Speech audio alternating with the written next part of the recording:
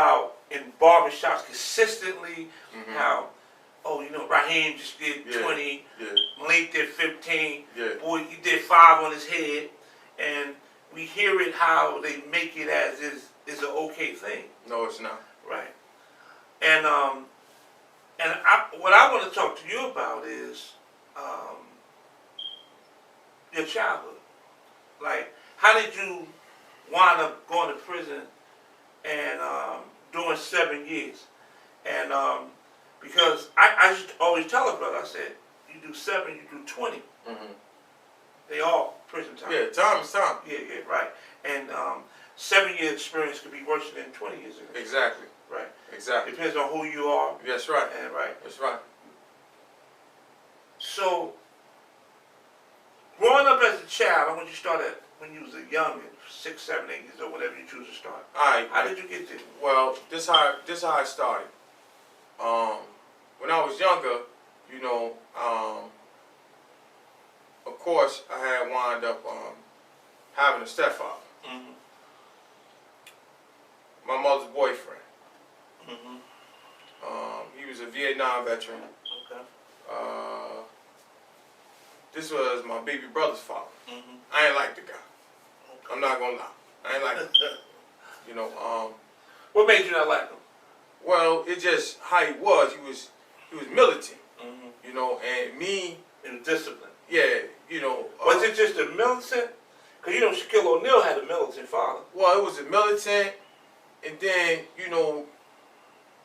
He wanted to come in the house and come in our house, you know, and like take control. You know, we don't even know who this joker is. You know. Was he abusive? He had some abusive ways. Mm-hmm. You know that. You know, of course, you know. Me not liking it because he wasn't my father. Right. You know, he wasn't my father. Okay. So it wasn't more that he came in and he was beating on y'all, or he was beating on your mother. It was more so you. Well, they would have arguments and things like that, and then it was things that I saw that he would do to her. Was it You physical? know? Yeah. Okay. You know, and then there was, The reason I asked you that because I'm trying to identify what made this trigger into you being a youth and growing up. well, what happened was my baby brother's father, you know, he would get drunk. Mm-hmm. When he get drunk, he go crazy, like Right. you know, he lose his mind a little bit there. Right. And one day, you know, he went all off, Mm-hmm. and he busted out all the windows in the house. Wow. You know, he had a shotgun. Mm-hmm. You know, I remember that. You know, I ain't forgot that. You know, That was intimidating as a young kid. of course, because you know, as a young kid, first thing coming to your mind is, you know, that's my mother. I gotta protect my mother. Right, right, right. You know what I'm saying? Any young boy that love his mother Mm-hmm. gonna protect his mama. Right. You know what I'm saying? You know, and that was the main thing that was on my mind is protecting my mother. Right. You know. All right. So how did your life of crime start? Like, was it a short life of crime? Because you know, I got guys who went out and got in the game, Mm-hmm. got knocked off and got 10 years. Wasn't in the game no longer than a year. Well, mine became rebellious because of the simple fact that, you know, like I said, you know, my baby brother, you know, father, you know, you want to come in, you want to try to, you know, take control, tell us what to do, Mm-hmm. like, you know, he's in charge of everything, Mm-hmm. you know, and, you know, me being a young man, you know, growing up in society, Mm-hmm. you know, I'm used to my mother and my grandmother and them telling me what to do. Right, You right, know, right. here this is, man, I don't even know. Right. You know, you want to come in my household and tell me what to do. You know, I ain't feeling them like that. Okay, so let's fast forward. When you first got incarcerated, right? Mm. You know, one thing we do here at the call of the penitentiary, we talk about that call. Yeah. Like, who was your call to? My call was to my mother. Okay. My call was to How my did that mother. go? How did that go? Let's break that down. Well, the funny thing is, being that I was rebellious, right? My mother was the one who put me there. Oh, okay. so she incarcerated you as a juvenile? Yeah, because, you know, I was out of control. Right. Do you think, wow, so it wasn't even though your first call wasn't to your mother, it wasn't that first call like you slipped up, got caught out, then mom didn't know. She called. Your mother already knew.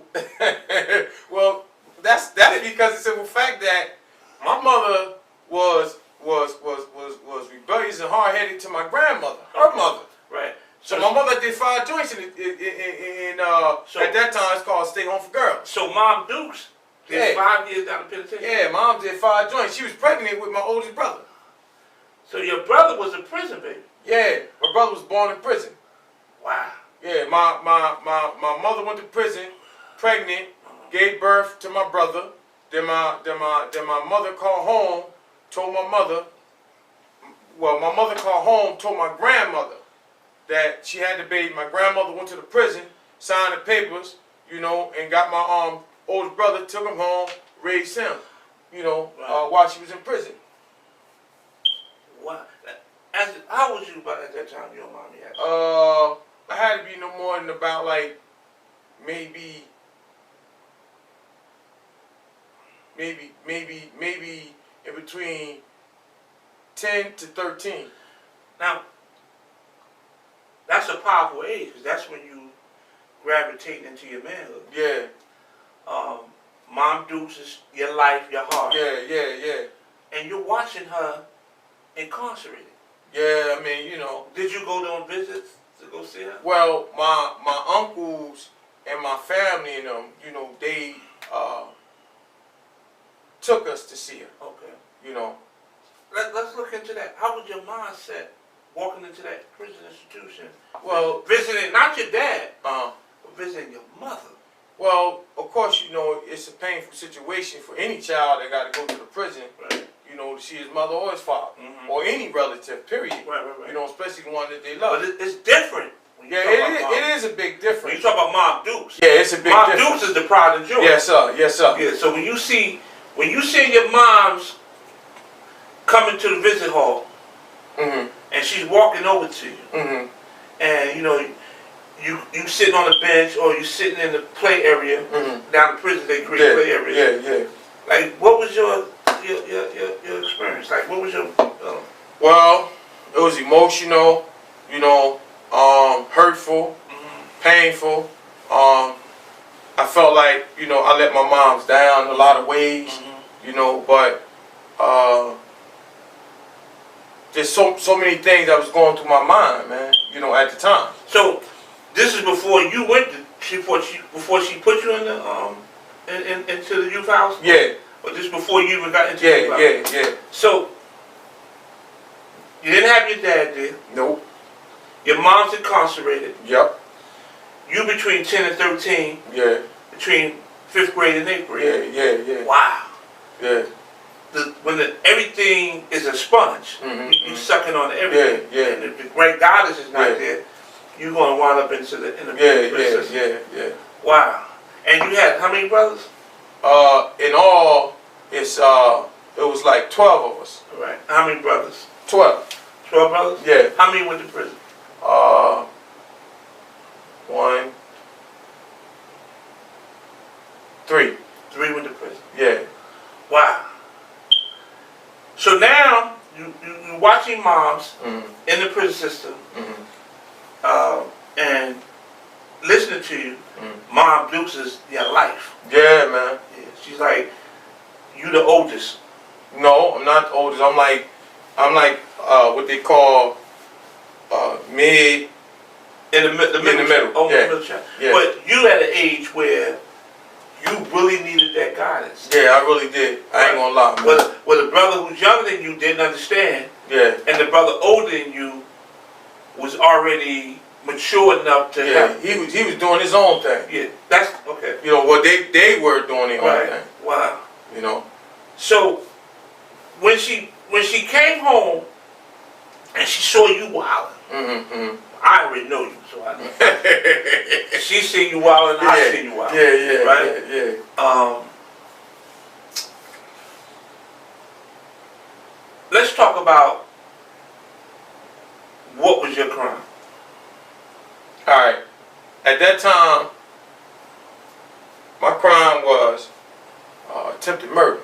Okay. attempted murder, I was facing 4 counts of malicious assault, 1 count of attempted murder.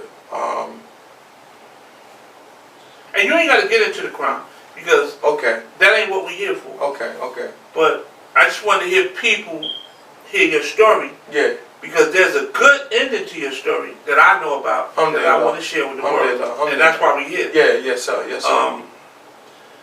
So when you got incarcerated for attempted murder and they sent you down Northern State, Broadway? No, my first spot, you know, of course you already know how you got to go through the transformation. Right. Essex County, you know, then you go to Yardsville, Annandale.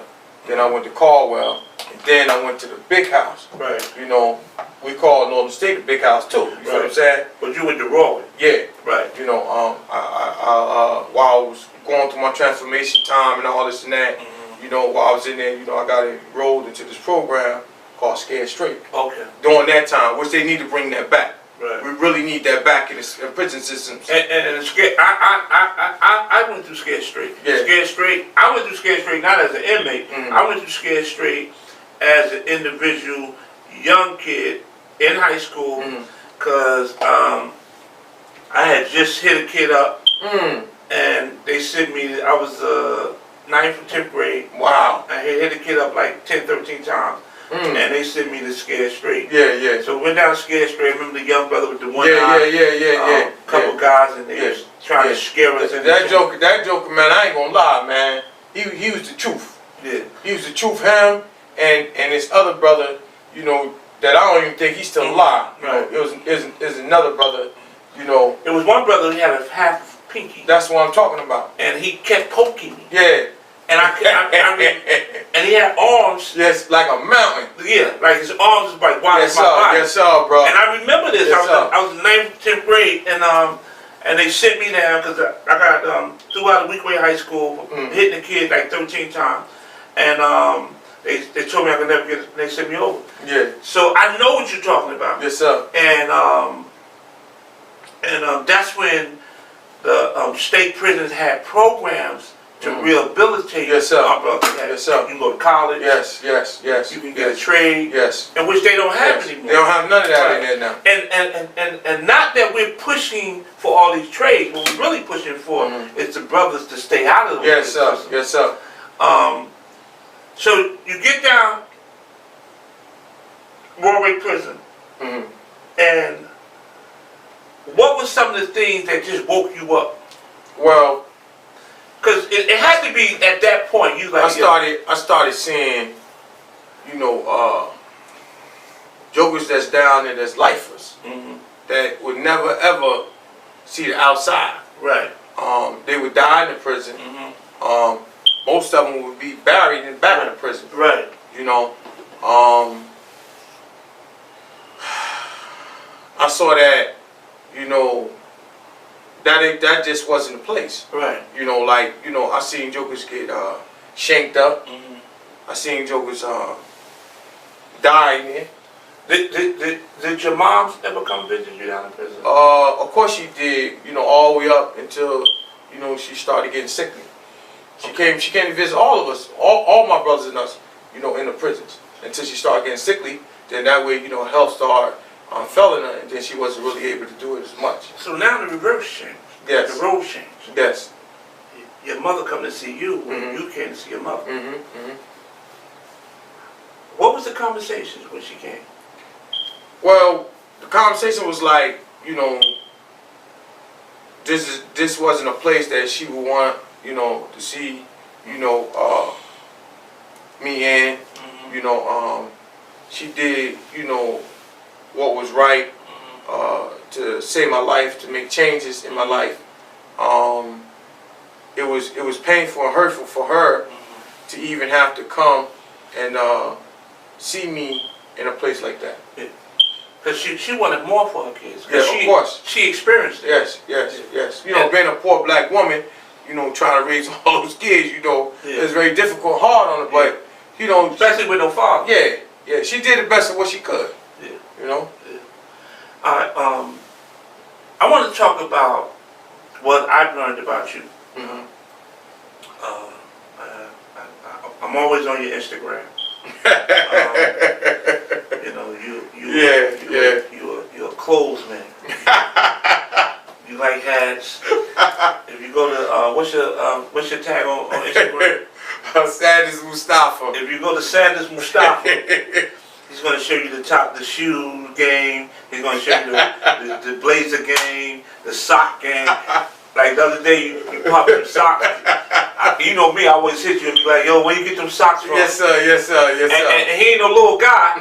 So, don't get it twisted. Yeah. Girls, they love them big boys. and the big boys can throw it off, so don't get this twisted. And you always sharp. You always clean and you always sharp. I don't care what you got on. And I always look because me and you always Yeah. And but you took that talent and turned it into a hustle. Well, the thing is, it's like this. When I was growing up, you know, I was a hustle in the game, doing what I was doing, whatever. You know, I was making money.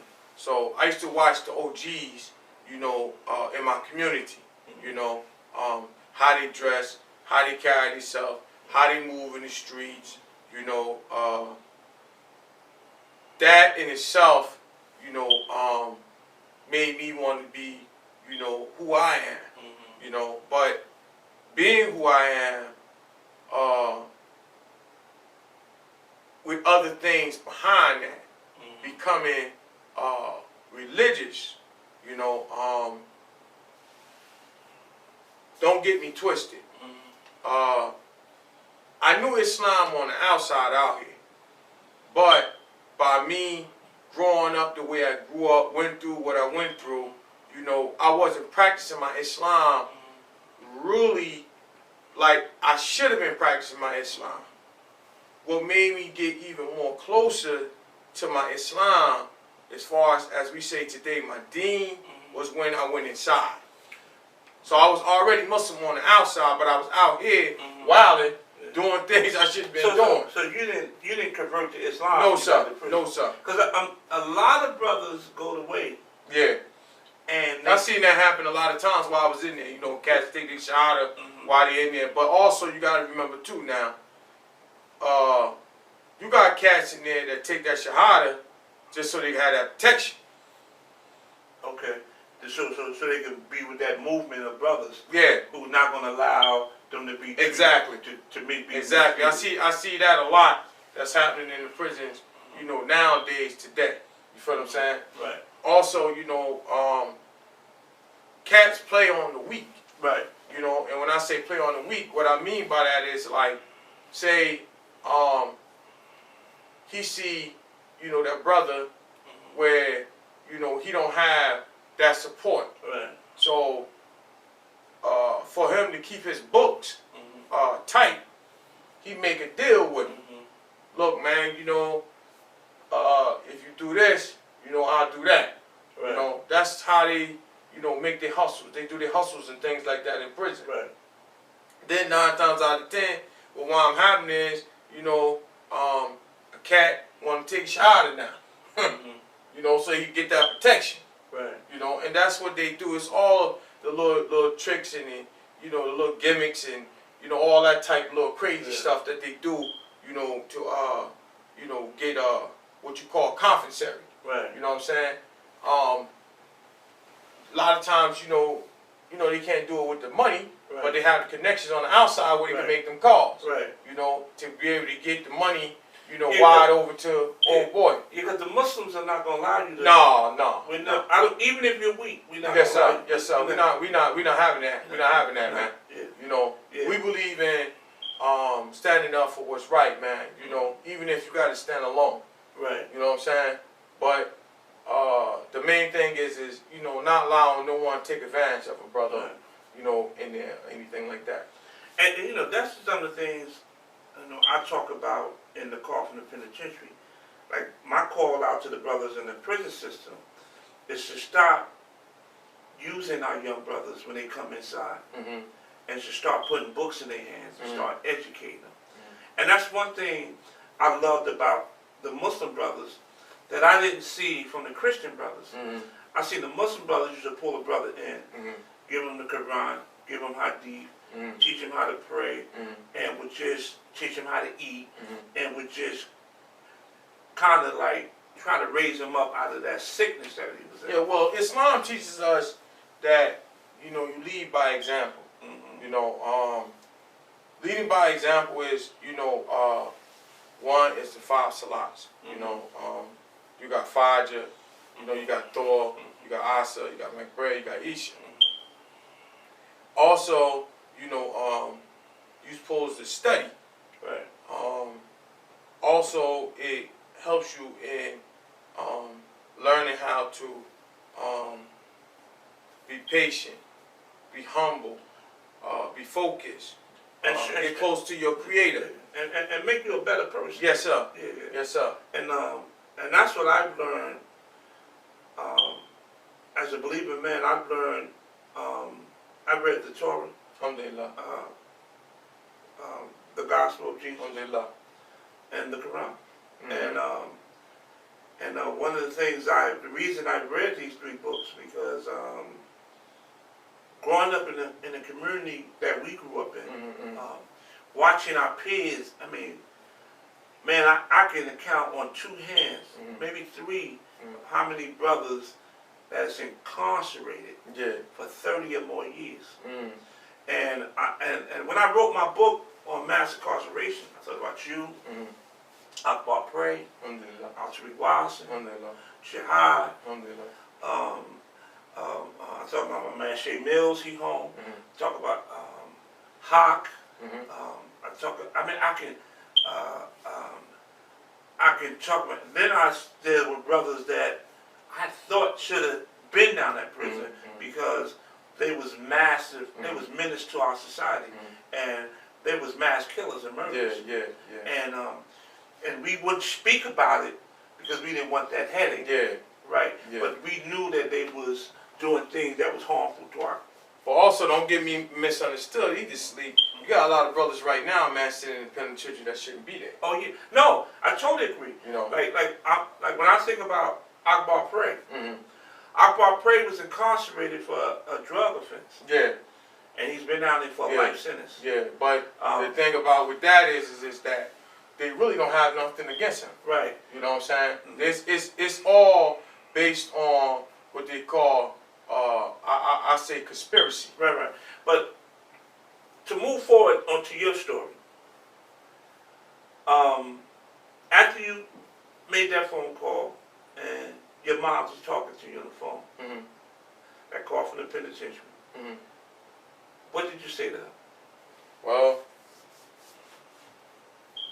you know, first thing I said to my mother, you know what I'm saying, is that I love her. Mm-hmm. Second thing I said to my mother is, Mom, I'm sorry that, you know, I let you down. Right. You know, and then the last thing, you know, I said to my mother was that, you know, I'm gonna make change. Okay, so after you did that, you came home, start building your business, Mm-hmm. seeing you out here hustling, you Yeah, getting money, yeah. right? What inspired you to be the man that you are now? Well, I'm glad you said that, because when I went away, I had 3 oldest daughters, Mm-hmm. and you know that was painful. Mm-hmm. You know, being a father that didn't have his father there, Right. and then you know I leave behind three oldest girls, Mm-hmm. and you know I wasn't there for them like I really wanted to be there for them. Right. You know that was painful, man. Right. You know what I'm saying? Because you know at their age, you know, being young kids, you know they needed me. Right. You know, and I kind of fell them in a sense too. You know what's so crazy that you said that? You touched my heart on that because you remember, you know, I lost a son. Yeah, man. My son was murdered. Yeah, that was that, man. And It's crazy. in my head, I should, you know, say, you know, what I was going to do. And one day, I was walking out the house, and my daughter said to me, she said, "Daddy, if you go to jail or you die in the street," she said, "we're going to take care of me." Yeah, man, cause see, listen.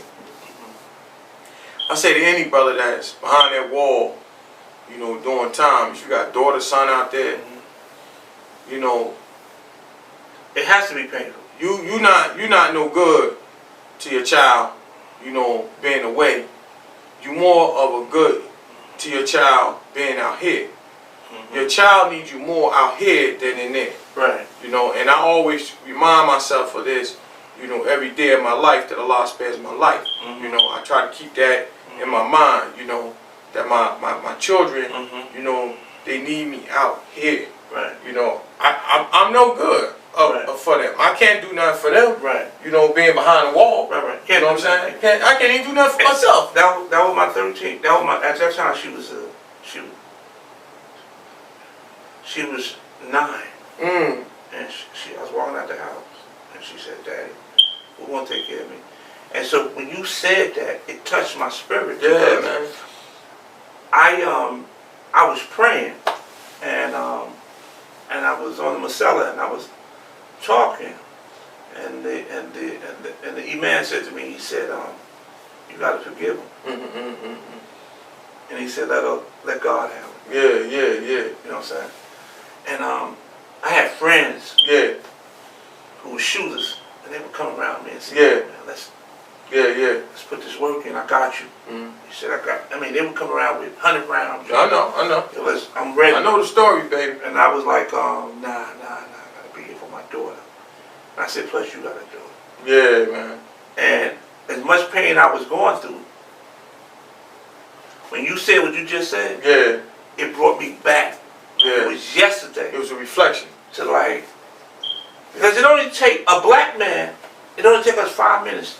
Not even 5 minutes. Take just one second. 1 second for us to lose our life. Because when we come into the prison system, there's no mercy. Yes, sir.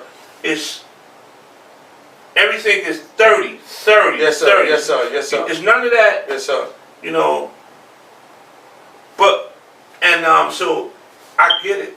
So I'm going to talk about this though, and then I want you to share something with these young bucks out here, because when I started this show, my goal was to talk to brothers like you, and that's why I had you on that list. Yeah. Because I knew you had a brother who was facing life at one time and wound up getting 20 years, which was alhamdulillah.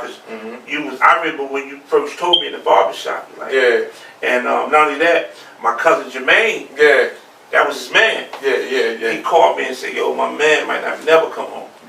And he was hurt. And then, well, it was like, you know, they was trying to throw the book at. I know. And then I was looking at you and where you was at in your life, and how you was getting yourself together, and how you was trying to help the young homies out there. Well, I appreciate you giving me an opportunity, which I'm still trying to do it. You know, haven't got the chance, opportunity, you know, to really do it the way that I want to do it. But no, inshallah, it happened. Yeah, but that's how we evolve. You know what I'm saying? It's like I wanted to create this space because I wanted to give brothers like you and brothers who got life in prison a voice to the world to change what's going on in our community. See, because the strength of the black man is incarcerated. Yes, sir. See, people don't really look at it. The brothers who took those opportunities and took those chances to get things for their families, they wasn't cowards or trying to take the shortcut. They took the cut they only knew. Yes, sir. They took the path they only knew. Yes, sir. And so I did it. You did it. We can name everybody we grew up did it. We all hustled. And we was taking chances. You know what I mean? And it's kind of ironic that you said that because, you know, I laugh, just chuckle a little bit on it. You know, my 3 oldest girls, they asked me a question. They said, "Dad, you know, how did you take care of us?" And I just said to them, I just did the best that I could. Right. Because that was the only way that I knew at the time, bro. Well, I want you to look into this camera, right, before we shut it down. And I want you to share to the young brothers and the brothers that got life in prison on how you feel that we can make change for our community. Well, as they always say, you know, old school talk, You know, it takes a village to raise a nation. To the young brothers, to the young girls that's out there, change has to come first in self. Self means getting close to whatever your religious belief may be. That's first. And then from there, you know, you gotta, you know, be willing to make change, you know, in your life. You know, by taking steps. Steps means like if you gotta get counseling, you know, or you know, you need somebody, you know, to talk to, whatever it is, you do what you gotta do, you know. Long as it's making change for you. As far as like on a level of what we gotta do, we gotta take this thing back to the way that it used to be. When I was growing up in my community, of course, you know, I was still, you know, hard-headed, rebellious, and this, that, and other. But there was brothers that was in the community that always would pull my jacket, such as Salih, you know, such as Ibn Suleiman. You know, I could name many brothers that was there. They would always pull my jacket, you know, talk to me, hey, man, you know, don't do this, don't do that. You know what I'm saying? Not that I wasn't listening. I was listening, but I was just being rebellious, being hard-headed, just want to do whatever I wanted to do, which wound up costing me, you know, being away. But the thing is that for the brothers that's behind them walls, man, do what y'all got to do, man. You know, because your children, your nieces, your nephews, your daughters, your sons, they need you out here right now, man. You know, it's a war going on outside, you know. As Marvin Gaye said, you know, what's going on, you know. As you look out there every day of your life that Allah bless you, live to see your life, you know, you see what's happening, man. You know, we already going through, you know, what we going through out here, you know, the murderings, the shootings, you know, this, that, and other, you know. We need y'all brothers to get out here, man, and help fight this, you know, war with us, man. Make change, man. Make changes and be about, you know, doing the right thing and want to do the right thing, man, to help the next generation that's coming ahead of us. Okay. Hey, we here again. I got my man, Mustafa Abdul Sanders, and I wanted to let you know the brothers down in the prison system, as the Black Lives Matters make their move, we got to protest in those prison systems. You brothers who got life, who may not have opportunity to ever come home, you got to change your life in the prison system and try to change somebody else's life so when they come home, they can make changes in our community. We want to give you voice, so if you want to holler at us, you can subscribe, or you can get the address below, write me a letter. You can even call into the show and have conversation if you're a lifer or you got 30 years or more. I want to hear your story, and I want other young brothers to hear your story and talk about how we can make change. Once again, this is the call from the penitentiary.